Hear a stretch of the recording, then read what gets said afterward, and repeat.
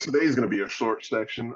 We're actually getting started on section 6, which of course is logging and monitoring. And of course, after this section, you guys will have one more section that we'll do together in the security section, which is SSL VPN. After we do that, we're going to move on to infrastructure.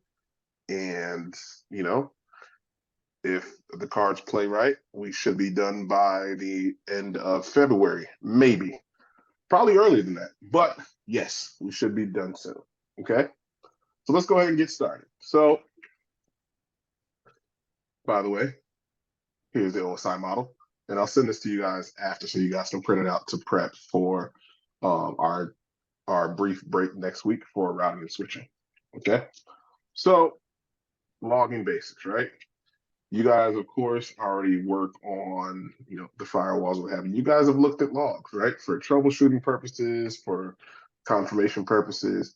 The goal here, right, of us going through this entire section is just to make sure that you guys are competent in knowing some basics about logs, just being able to verbatim, like, describe what the log workflow looks like as far as packets coming in, ingress and egress out of the Fortigate, right? Identify the different log types and subtypes, describe the log severity levels. You guys probably seen it in different vendors or what have you. But Fortinet, of course, is going to explain it just like them. Going over, describing the layout of a log message via the CLI and the GUI, and describe the effect of logging on performance, right? Because it can have an effect on how your FortiGate performs in production. Okay, so logging workflow. I sent you guys a diagram of, and of course, a white paper, right, from FortiGate that FortiOS that goes over the path of a packet, right? What is a FortiGate doing, right? And I did that in prep for this section that we're going to go over, right? And the reason being is I need you guys to understand what the FortiGate is doing as soon as it gets a packet, right? And so, we have our FortiGate, right? If we're looking at this diagram, we have this FortiGate that's in the middle, right? It's Mykevia's FortiGate, right? And basically, right, what happens when traffic is passing through her FortiGate, right? What is the FortiGate doing? It is scanning that traffic. Then, because guys, we went over it, right? Talking about firewall policies, what have you, right? It then takes actions based on the firewall policies in place. Okay. So we know that already, right? But how do we know that's happening, right? And so whenever that traffic is passing through and the NPU, right, that chip that's responsible for most of the function that operates within that firewall, it's recording the activity that's happening within the firewall, right? It's checking those UTMs that you have configured on those firewall policies. It's doing those if-then statements to see, hey, is it this interface? Is it that interface? If that the path of the traffic, excellent, we're going to pass it through. It is recording all the activity, and that information of that activity is contained in a log message, right? And so those log messages, right, compiled together is going to be stored into a log file, right? And then that log file is stored on a device capable of storing those logs, right? And so we have a couple of options of storing those logs, right? So by itself, right, I think we looked at the inside of a FortiGate, right? The FortiGate has somewhat, a bit of a memory, bit of memory that it can have on its hard drive. So it can store logs on its own local disk space, right? Or you can send logs to an external storage device. So you can send it to like maybe a NAS or something that you have, or you can send it to FortiAnalyzer, Arctic Wolf, any log, analyzer that you may have in your environment, Splunk or what have you, right? You can do all those things, right? But with that being said, what is the entire purpose, right, of having logs or looking at logs or enabling logs on the firewall policies, right? It is to help you monitor the network traffic, locate issues, right? If Don sees issues on Mykevia's firewall, right, that she reported that's been happening for the last week, he can go back and look on those logs, right? So he can locate those problems. He can establish baselines, right? Maybe VoIP traffic, right, is, not bi-directional. He can look at these logs and understand how it was working probably 1 or 2 weeks ago and how it's working now, right? He can establish that baseline, right? He can do much more things, right? What it does is, right, and we've looked at Wireshark before, logs are giving you that look on the wire of what's happening, right? What's passing through your firewall, what's going through that physical medium, right? And it's doing that so you, as the network security engineer, right? Because you got to worry about network engineering and, of course, security engineering, allowing you, right, to go ahead and make adjustments to your network security infrastructure if necessary, right? So that's the purpose of it, right? And so some orgs, right, Fortinet knows, some orgs have legal requirements as it comes to logging, meaning that it has to, have certain, meet certain guidelines. It needs to be stored in a certain place, it needs to be encrypted, etc. Right? These are some things you need to know for the exam. But the only thing from an operational standpoint, and this is outside the exam, is that you need to just know your organization's policies while you're standing up a new firewall, what have you. Okay. So last but not least, we need to make sure, of course, whenever you're setting up logging, again, these are the basics. You're setting up logging and you want to make sure that it's effective and conducive for your team, right? You got to make sure these two things that a lot of times are missed. Your system's date and time is correctly set, right? And a lot of people laugh about that, but it's critical when it comes to troubleshooting an issue, right? Or capturing maybe an attack that might have happened, right? And seeing when that was pinpointed, right? So you can use, of course, you can manually set it, or you can use a NTP server, maybe the global NTP server that's available to the public, ntp.pool.com.org, I'm sorry, or you can just have your own local NTP server on your network. Okay. Any questions? Nope. Okay. All right. Let's go over some of the log types and subtypes. Right. So there's three different types of logs. We have traffic logs, we have event logs, and we have security logs, right? And so each type is, right, they're further subdivided into subtypes, right? So traffic logs, right? They record traffic flow information, right? So it's looking at these firewall policies, it's seeing that traffic, and it's logging and it's seeing, hey, we're seeing HTTP, HTTPS, running through requests, and we see the response. We're tracking all of that, right? And within the traffic logs, right, we have forwarding logs. We have our local, right, our local LIN logs, and we have our sniffer logs, right? Forward logs, right, they contain information about traffic that the FortiGate either accepted or rejected according to a firewall policy. I need you guys to remember that. Right? Local traffic logs, right? They contain information about traffic directly to and from the FortiGate's management IP address, right? They also include connections to the GUI and the FortiGuard query. So anything that has to do with management or things that help with the FortiGate's management operation, that's your local traffic logs. Okay. Sniffer logs is exactly what it sounds like, right? It contains information related to traffic seen by the one-armed sniffer. So if you're mirroring a port and you're mirroring it to maybe another port and you want to go ahead and see that traffic, you can actually see all that traffic based on your sniffer log. So you can take a look at that. We'll look at that whenever we lab this up. Okay. Now the second type, right? The second subtype of logs is event logs, right? And what does event logs do? It records system and administrative events, right? Such as adding or modifying a setting, right? Or daemon activities, right? It contains subtypes named endpoint control, high availability, system, user, router, VPN, and I doubt people still do it, but for the exam, if you have set up wireless, right? If you have the setup as a wireless controller, you'll see those things as well, right? So the three major things that you need to remember, right, for these event logs, right? System event logs contain information related to operations in general, right? And so remember we were talking about FortiGuard, right? We were talking about FortiGuard having a subscription and getting those updates from the FortiGuard servers all throughout the world, those system event logs are going to see, right, is going to have those logs for automatic updates from FortiGuard, right? And it's also going to have, you know, if Don logged into the GUI, right? Or if Don logged into the CLI. That is a system event log, okay? User logs, right? What that is, right? We went over setting up firewall authentication, right? When we last talked.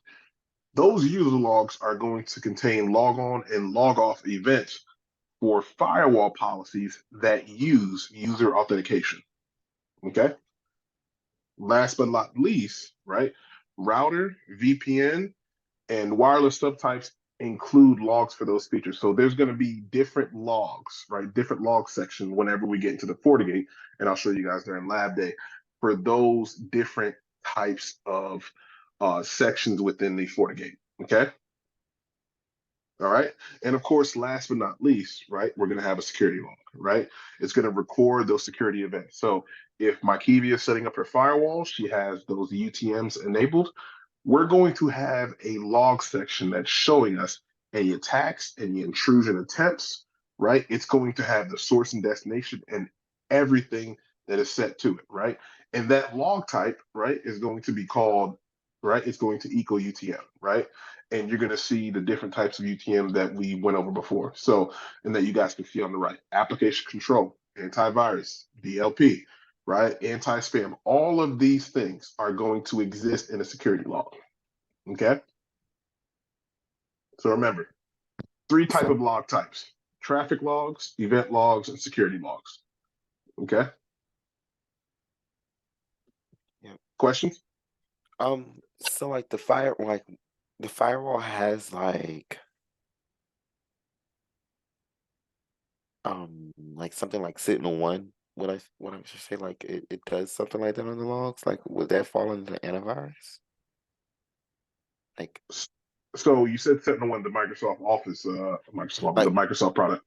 like an antivirus. It's Sentinel-1 is like an antivirus. Like so the firewall does that, like I, intrusive. I see what you're saying. I see what you're saying. So Sentinel-1 is a software firewall that's on a host, right? And Okay. so Uh-huh. it has all these features that a UTM has, right? It does do application control, DLP, what have you, on its software firewall configuration, right? And Okay. so whenever we configure our firewall policies, right, as long as you have a license to have UTMs and get those updates from FortiGuard, you can enable these different UTMs, right, that you see on your right, on your firewall policies. And what will happen is when traffic is ingressing and egressing, right, coming in and going out of your firewall, it will check, right? It will check your traffic, your packets that are passing through against all of these things to make sure they are not um hitting any X's, right? Meaning any causing any alarms, right? So doing Okay. the exact same thing that Sentinel-1 will be doing. It's just doing it via hardware or virtual. Okay. Okay. Yeah. All All right. right. Okay. Make sense? Yep. Okay. All right. So let's go over, give me 1 second. Let's go over, and I think I missed a section. Give me 1 second, guys. Let me make a small edit. Because this is a very important section I want you to have. Give me 1 second. Oh, I have a question, David. Where are the Hold on. events? Hold on. Give me one. All right. Let's keep rolling. Like he is like, girl, I don't know if I'm ready. Round and switching, that might be too much. But we'll have fun. We'll have fun. So, log severity levels, right?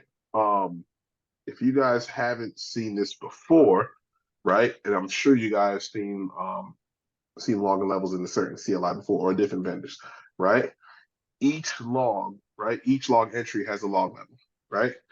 And you know, it has importance levels, right? We have emergency at 0, alert at 1, to critical, error. The big thing I want you guys to understand, right, is you guys can study, memorize the log severity levels. from an operational standpoint and for the exam, I need you guys to just know what each level means, right? Right? So if there's a log for level 0, what does that mean? System unstable. If there is a log for level 1, that means immediate action required. That means Don needs to get into the firewall and do something now before the firewall shuts down, right? Level 2, critical, right? Functionality affected, right? So if Marquivia set up SD-WAN and she gets a level 2 alert, right? That's saying, hey, the link for SD-WAN is, it's down, it's not working, we can't reach the gateway. She needs to go ahead and address that, right? Because it's affecting a functionality on a firewall, okay? And so on and so on and so on and so on, right? And so for the exam, right, you also need to understand the importance of the debug level, right, which is level 7, right? And of course, you guys saw some of the troubleshooting that we did in the labs that we did in the past, is that we go ahead and enable debugs in the CLI. And if we're debugging maybe traffic, we're debugging firewall policies, a lot of logs can populate. The thing about logs is that you have to understand what logs are going to do. Because if you have the firewall, right, or any device, right, layer 2 or layer 3 device, populate a lot of logs, it can override the CPU and actually overburden the CPU and shut down the device, right? And it can populate too many logs to be sent to the hard disk, and it can actually have a hard disk failure. Your firewall shuts down. Okay? So the main thing for the exam, the main thing that I want you guys to understand is, of course, since you guys are those engineers, is that you need to know when to use what, when to enable what, and of course the different importances of the different logs. 0 being the highest importance, right? 6 being the lowest important, and of course 7 being using for you guys to troubleshoot, showing some diagnostic information. Does that make sense? Yep. Okay, cool. All right, so our favorite section, the CLI, right? And so sometimes, of course, you guys will have to, of course, take a look at logs within the CLI, right? And going over, of course, how it's built, we have a standard layout, right? We're going to have a header, right, for that log, and we're going to have a body, right? So the header, of course, is what, if you guys are looking at the PowerPoint, is what we're going to see on top, right?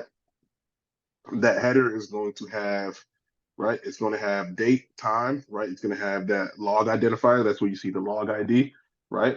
And then it's going to have the severity level, right? The VDOM. It's going to have, right, that log category, right? And it's going to have, maybe a subtype of that UTM, right? So maybe if we have, it says type UTM, and a subtype can be application control. It can be IPS or what have you, right?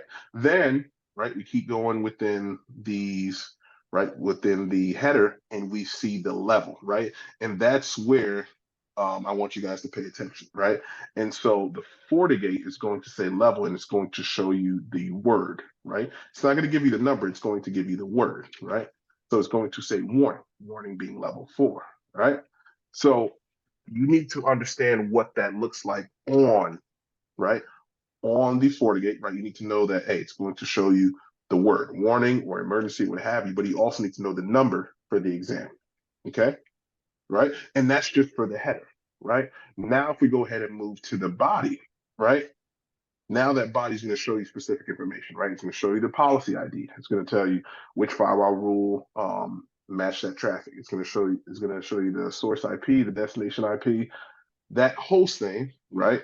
Of that host that's sending that traffic or receiving that traffic, and the action that firewall policy took, right? And so while you can look at this in the GUI, right? This is how the log message looks like, right? Within the CLI, of course, if you enable debugging or what have you. Okay. Make sense? Is there any questions on this one? Not so far. Okay. Wait, I do. Yes. Sorry. I was waiting. What command was that to get? Like to to get the logs of this? Yeah, like it was. Good. Yeah, good question. So this would be let me check my memory. So this would be, of course, we would enable debugs, and it'll be a debug firewall something, right? So that we go ahead and put this, and what it does is we're referencing a certain policy, or we're just referencing all firewall policies, and it's telling us, which of course I don't recommend, because if it's in production, it's going to overflow the firewall. But if you're specific and you want to take a look at a certain policy, it will show you, and I recommend being as specific as possible whenever you set these debugs. All It'll right. show you all of these things. Oh, okay. Make sense? Yes. Okay. All right. So we talked about a security fabric, right? We actually built a security fabric, right? A 40 analyzer and 2 FortiGates, right? We've built that, right? And so with that, right, we can go ahead and collect these logs from our FortiGates by using FortiAnalyzer, right? And so with that remote logging device, we just don't have to use FortiAnalyzer. You guys can use whatever you like, right, within your organization, right? And so with this, right, the key thing that we want to understand from logging within a security fabric design is that once we enable the different UTMs, right, antivirus, web filtering, IPS, application control, all of that is being sent to your log analyzer, right?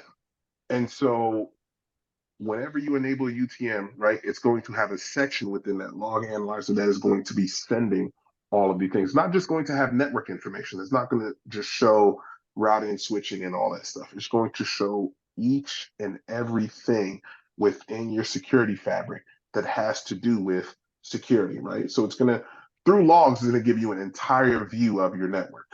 Okay. So very important thing, right? Of making sure that you build out and architect logging within your security fabric, right? And so there's not one smart way to do it because everything works differently for every organization, right? But you guys remember the basics, right? If we have a security fabric, we just need 2 FortiGates and a Forti analyzer.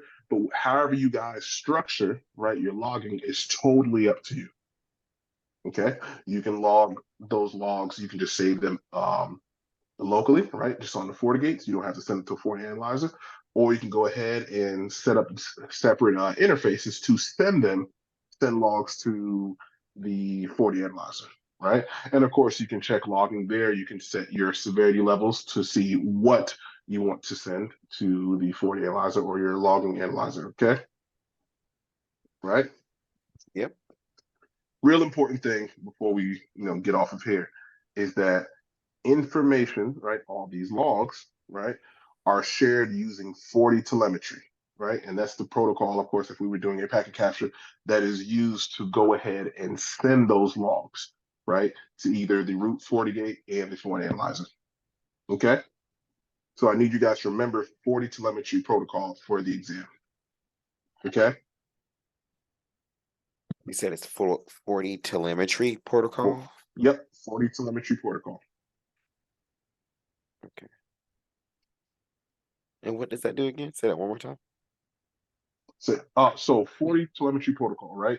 They send logs, right, to different Fortinet devices, right? So if you set it up to send logs to your FortiGate, send logs to FortiAnalyzer, FortiTelemetry is being used, right? That protocol is being used to send those logs. Okay. That makes sense? Yep. Okay. All right. So let's go ahead. Let's keep rolling. We talked about, of course, the effect of logging on performance. Just review, of course, the more logs you generate, the heavier the toll to be on your CPU, your memory, disk resources, etc. Right? So you want to make sure that you do take some time, and when you're deploying your FortiGate, you're setting how long of a time period that you want the logs to be stored, right? if you want to archive them, if you want to send them to a Forti analyzer, remote logging server, what have you, you can set all these things, right? Set your behavior, because you don't want logs to get lost or logs to get archived, or you don't even want the device to go ahead and get shut down, or the Fortigate to not act at peak performance, meaning that end users that are behind the firewall are packets are dropping because you have too much logs that's being saved, right? So you have to properly, plan and deploy your FortiGate for your environment as effective as possible. Okay. All right. With that being said, we got you guys finish, of course, the first section being log basics. And I got 2 questions for you guys. All right. And let's see. Let's go ahead and ask this question. So, question 1.